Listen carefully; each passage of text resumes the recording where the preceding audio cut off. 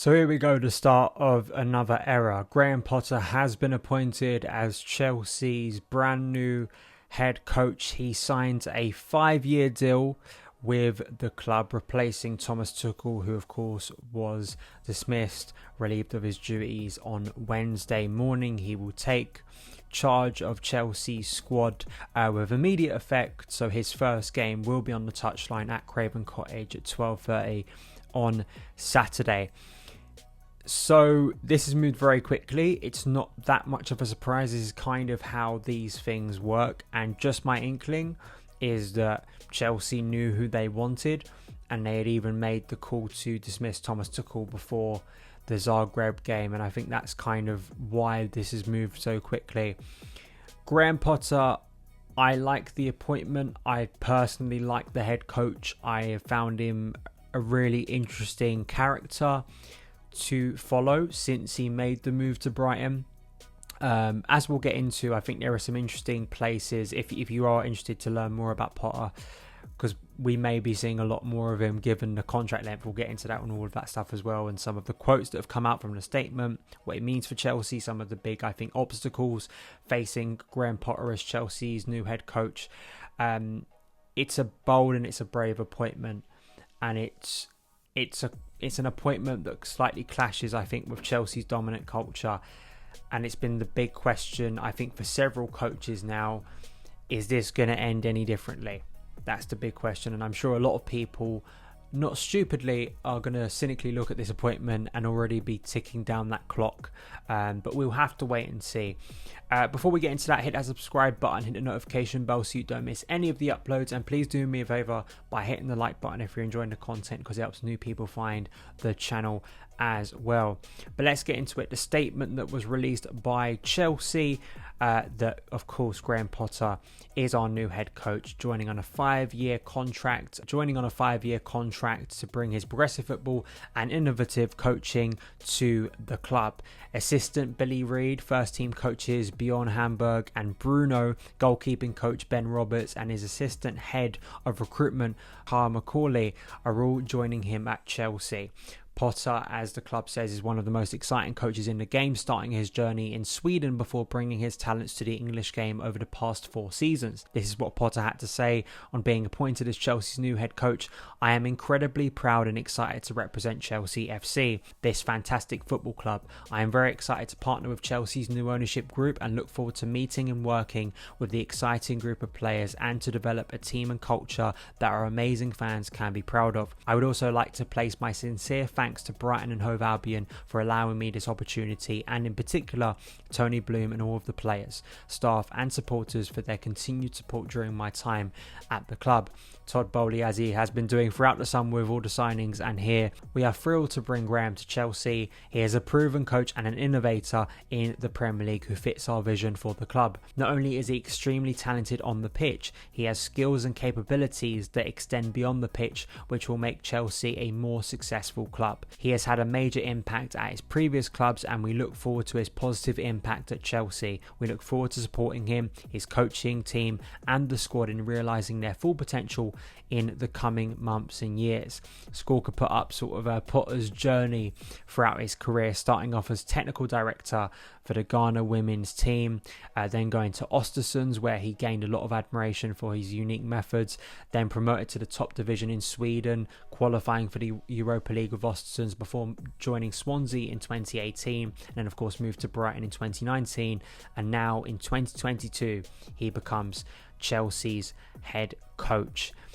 Another quote I'm going to pull up, which I don't think Chelsea are going to be promoting, but I got it for a piece that you should be able to read now in Football London, that kind of goes through 2 interviews, one very recent interview with Graham Potter and one he did in a book called The Edge that I absolutely suggest, just if you're a football fan, going and read from Ben Littleton.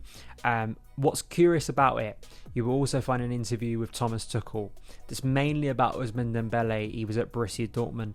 But I read this book in 2020, and if I'd only known, back then Frank was the manager, if I'd only known that I'd been reading about and learning about the next 2 Chelsea head coaches, very ironic. So it's a book obviously about a load of leaders in football and leadership methods in football, different people, you know, executives, coaches, physio people, all the people you can think about in football. It's a really, really good book. But one of the other quotes I pulled up was a podcast he did where he was interviewed by Michael Calvin. Again, please go and listen to it. I'll link the podcast episode because it was very recent with him. And this is what he had to say when being asked about sort of the brutal, ruthless nature of modern football. He said, "It is what it is. You hear a lot of people say there's no loyalty. Well, there isn't. Because if you lose a few games, there'll be people shouting for you to be sacked pretty quickly. Regardless of whether I'm a good guy or not, it's nothing to do with that. It's because they have made a change." I think the Potter, you're seeing a lot of tears from people and frustration that he is going to become Chelsea's, and he is now Chelsea's head coach. About him betraying, sort of the way people look at him. And I think some people have put Graham Potter in a box because of the great work they've done at Brighton. They kind of, in some ways, they're the antithesis to Chelsea in recent years, aren't they? In terms of their recruitment, their alignment, which is a very trendy word, but I think it's the most appropriate for the way they've scouted players, got the most value out of that squad with limited resources, and brought in a coach who's been able to take and transition that team from a very sort of defensive team that you could have seen just staying in the relegation battle for years into a more progressive one that can compete now with teams way above sort of the finances at Brighton. Potter throughout his career has dealt in those environments, and it is the biggest question for him moving to Chelsea is how a coach like him, who quite clearly has the tactical acumen, I think has very progressive ideas, wants his team to play possession football, I think would fit in with a lot of the players we already have. But dealing with the culture at Chelsea, dealing with the scrutiny and pressure of that dugout, which many more esteemed coaches than him or more experienced ones have struggled with. That is the big question mark. And it is also the big question mark, not only for the coach, Graham Potter, but it's to the ownership. Do they have the faith? Do they have the patience? Do they have the trust? They've handed him a 5-year deal, so they're at least giving the impression that their belief in a long-term plan is legit, or it's something that they truly believe in. But there will be rocky periods, absolutely, as there is with any Chelsea head coach. It's how they deal with those that is going to be so defining for how this goes, and also how Graham Potter deals with players who are already established. Deals with players who have won Champions League titles, who have played in the bigger stage. That's the thing. But he is a very mature person. I think he is an emotionally intelligent person. He's someone who quite clearly believes in, these are all buzzwords and phrases we use to describe things, but believes in that culture, believes in the community. I think believes in that personal touch and understanding and appreciating and being mature enough to the brutal side of this game. And I think he very much understands that. The opening minutes of that interview with Michael Calvin is kind of about him as a player and some of the brutal things he had to deal with, in terms of how soulless or kind of the lack of empathy at times in football when big decisions are made. So I don't think he will have any sort of doubt or naivety around that. But this is a massive opportunity for Graham Potter to make that step. A lot of people outside of Chelsea are not happy with Graham Potter because he's making this step. But I think for me, it's really intriguing the direction this club is going to go in now, because you could, based on what we've read, based on what we've seen, and just based on my assumption, the investment in, say, the academy, the investment in a lot of young players coming into the academy and coming into the first team, the director of football coming in as well. I think that there absolutely is a vision, and maybe that's what in the end was one of the things that hurt Thomas Tuchel. Was he going to give opportunities to those players? Was there going to be a pathway under him? And people roll their eyes about that. But if you want a long-term vision and you have Cobham, the gift of Cobham, there absolutely needs to be that, I think, with the new director of football, with the coach who's going to be there. And I mentioned his name as out of the people that Graham Potter is bringing with him. He name-checked him in that interview. I think that you look at particularly Kyle McCauley, who is his head of recruitment. He spoke about McCauley as kind of this middleman for him at Brighton, because he liked coaching Graham Potter. He's a coach first and foremost. But it's quite clear that the new ownership, and this is where there were struggles, if you've listened to the London is Blue pod, which I suggest you do with Matt Law, the piece in The Athletic, the piece that Adam Newson wrote for Football London, that kind of breaks down where it went wrong for Tuchel. It's quite clear that collaborative process has to be there. Now, when a director of football comes in, you do think that maybe that collaborative process will be more so a coach working with that guy rather than the coach having direct contact with Todd Boehly on, say, a daily basis. We don't know that yet, but that's an assumption, I guess, at this point. And as that structure begins to build at Chelsea, that's going to be very important. And I think bringing in someone Potter trusts and knows and has done good work, really good work at Brighton, can he himself bring that to Chelsea? Speaking about innovation, as I say, I think a lot of people right now, especially those who are annoyed about Tuchel being sacked, are going to roll their eyes at a lot of this. And listen, it was the way I was when Frank was sacked. All this talk about sort of a longer term vision with Thomas Tuchel. I was rolling my eyes at the time too, and I can absolutely understand why people are going to be cynical, because you give this guy a 5-year deal, particularly with inexperienced people within football owning this club. If we go for a rocky patch and Potter doesn't have the CV, and particularly as well, I mention his name, there is a bit of Maurizio Sarri about this appointment.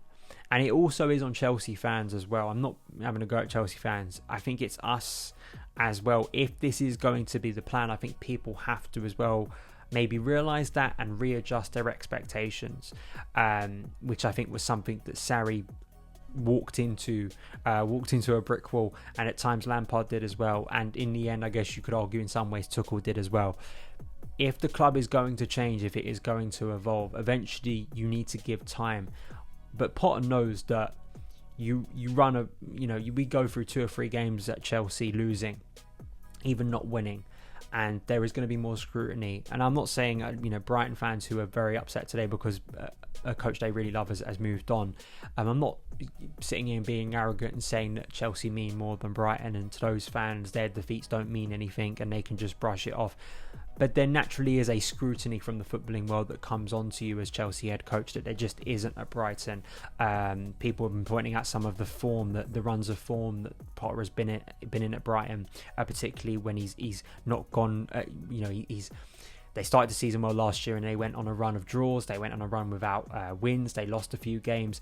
At Chelsea, obviously, the expectation is different. But it's kind of that thing that if you've read about Potter, if you know about him, he's proved himself with less resources. Can he make the jump up with more resources? Can he, as a coach, deal with that pressure and expectation and responsibility that he did not have at Brighton? But I have little doubts about him as a character. I think he's the right character as a modern coach moving into this environment with the players we have and some of the young players we have too, and seeing how he can develop. I think tactically it's always intriguing when a new coach comes in. How is he going to adapt to the team? Who are the winners and losers out of this squad? Who are the players that are going to emerge? Who's going to start performing better? Who's going to start performing worse? These are all massive questions that until the game kicks off against Fulham, we're all speculating at this point. So a lot is up in the air. I know people are going to be reeling with still a bit of whiplash, right? Because it's moved so quickly and you kind of have to we've got the game. It's not as quickly as Lampard sacking, because if you remember, Lampard was sacked, I believe, on the Monday morning, and then on the Tuesday or Wednesday evening, we had the Wolves game. So at least maybe there's a little bit more time in days before we get the first game, but it is very quick, and we're going to see Potter's Chelsea for the first time at Craven Cottage and seeing how he can instill ideas, and then moving forward it's very quick. It's into an intense schedule before that first international break. Let me know your opinions. Are you happy Graham Potter's the new Chelsea head coach? What do you think about him? What do you think he can do at Chelsea? What do you think about the length of the contract? What do you think about the style of play if you've been a fan or have watched him at Brighton?